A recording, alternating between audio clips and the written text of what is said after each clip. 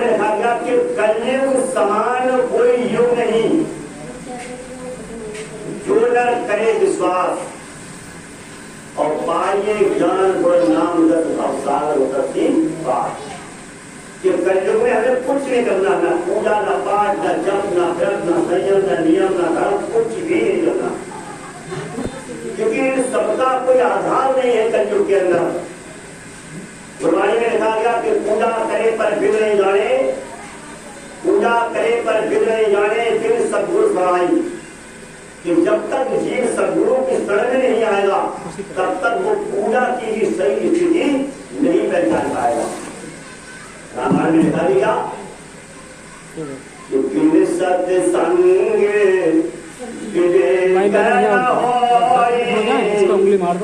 नाम कृपा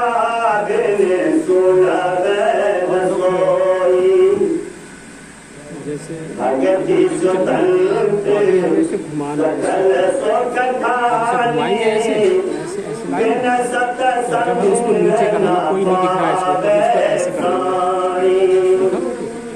ऐसे कर दो। कितना सुंदर इसमें लिखा गया रामायण में कि भक्ति स्वतंत्र सकल सुख उठाने देखना चाहिए, और फिर सत्संग न पावे प्राणी।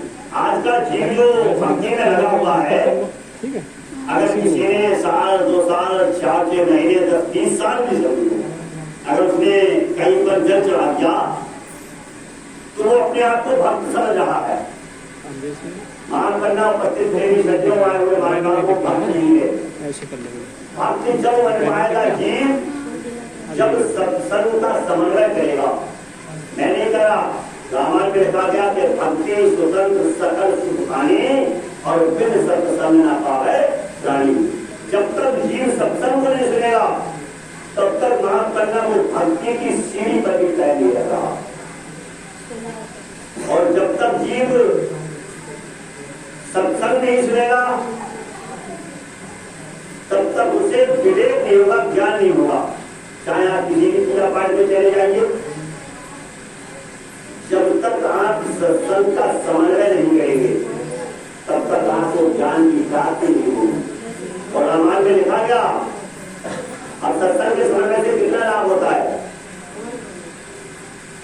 जपत नामो भई आरत भारी और मिटाए कुसंगत होए तुम्हारी। ये नाम का ऐसा किताब है कि अगर एक क्षण मात्र मिनट भी हम इसका जाप करते हैं तो कहा कि जपत नाम भई। बात को समझने की है, मित्रों चौपाई को समझिए और हृदयंगम कीजिए कि क्या कह रही चौपाई रामायण की और क्या सामने वाला वक्ता मंच से गुरु महाराज जी की गति के माध्यम से हमको समझाने का प्रयास कर रहा है। कि जपत नाम भई आरत भारी और मिटाए कुसंगत हुए सुहाई। कि जिस समय हम नाम का जाप करते हैं तो बाहर जितनी भी हम आरती गाते हैं, किसी भी आरती को, किसी देवता की आरती को गाने की हमें आवश्यकता नहीं है। क्योंकि अब हम नाम का जाप कर रहे हैं, कौन से नाम का जाप कर रहे हैं इसके बारे में गोस्वामी तुलसीदास जी ने रामायण में बड़ा सुंदर वर्णन किया कि महामंत्र जी जपता महेशु काशी रहे का पदेशु। जिस नाम का जाप भगवान शंकर ने किया उसी नाम का जाप करने का सौभाग्य हमारे लिए प्राप्त हुआ है। इसीलिए कलयुग के समान संसार में कोई दूसरा युग न था, न आया है कभी।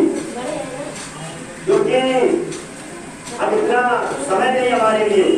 पहले हमने 80,000 पर चलने की उम्र थी, 10,000 की थी, 1,000 की थी, तब हमने तपस्या की, तब किया, व्रत किया, नियम किया। उस समय उससे कल्याण नहीं हुआ लोगों का, ऐसा नहीं कल्याण नहीं हुआ, लेकिन उस समय उसका अपना प्रभाव था। लेकिन आज कलयुग के अंदर बगैर नाम के किसी भी चीज का कोई प्रभाव नहीं है।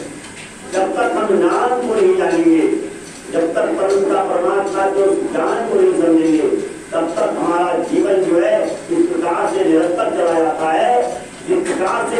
उसमें बबूला बनता है पानी का, लेकिन देखने में तो लगता है बबूला है, लेकिन उस बबूले का अपना कोई अस्तित्व नहीं होता।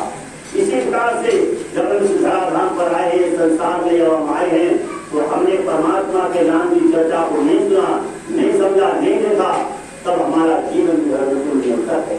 और परमात्मा की चर्चा के बारे में हम तब हमें जानकारी होगी, लिखा कि फिर सत्संग विवेक न हुई और राम कृपा दुर्लभ न हुई। कि जब तक हम सत्संग नहीं सुनेंगे तब तक हमको इसकी जानकारी नहीं होगी। भगवान राम जिस समय माता शबरी की कुटिया पर पहुंचे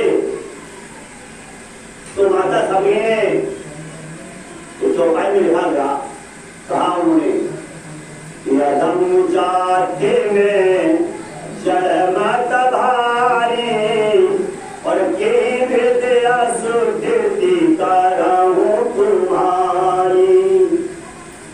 जब भगवान राम वहां पहुंचे तो भैया ने कहा कि प्रभु मेरी समझ में नहीं आ रहा कि किस प्रकार से मैं आपकी पूजा वंदना प्रार्थना किस प्रकार से मैं आपका धन्यवाद करूं। तो भगवान राम ने नर्मदा भक्ति में धैर्य को समझाते हुए कहा, बच्चे प्रेमी करने वाले मान बाबो क्या हमें भक्तियों में से कुछ कर पा रहे, बड़े ध्यान सुनना। लिखा उन्होंने कि प्रथम भगत संतन कर संगा दूसरी रत मम कथा प्रसंगा गुरुपद पंकज सेवा की स्तरी भगति अमान चौथी भक्ति छल कपट तज करो सदा गुणगान पंचम शील विरत बहु करमा जपत निरंतर सजल धर्मा। इस प्रकार से उन्होंने समझाया कि भाई पहली भक्ति जो क्या है वो संतों का संग है, तुम्हें अब कुछ करने की आवश्यकता नहीं है। प्रथम भगत संतन कर संगा दूसरी रत्न कहा जो तुमने पहली भक्ति जो हमारे गुरु महाराज जी पतंग जी जो बता गए थे आपके लिए, तो आपने पूरी सेवा कर ली है और प्रथम भक्ति में आप शामिल हो गई हैं और दूसरी भक्ति में भी आप शामिल हो गई। ये दूसरी भक्ति मम कथा संगा जो इस समय कथा पसंद कर रही है भगवान की, और ये कैसी कथा है, बहुत पूर्ण कथा है। लिखा गया राम कथा सुन कर कर तारी और संशय जंगा होड़ा बलिहारी। एक मिनट में इस कथा को सुनने से हृदय के अंदर जो भी संशय होता है वो एक मिनट में समाप्त हो जाता है, क्योंकि लिखा गया कि नाम धरो जब से हृदय में भयो पाप को नाश। और जैसे चिंगड़ी आग की पई पुरानी राख, जब ये हृदय में हमारा नाम का जुड़ा जाता है तो इस प्रकार से हमारा पाप क्षीण हो जाता है। जिस प्रकार से अग्नि का कितना भी घास का कितना भी बड़ा ढेर हो, उस घास के ढेर में केवल आप घी जला करके देखेंगे तो सारी घास जो है वो रात में बदल जाएगी। ऐसे नाम का प्रताप है। जिस प्रकार से इसी में लिखा गया कि राम कथा सुंदर करतारी और संशय जन उड़ावन हरी।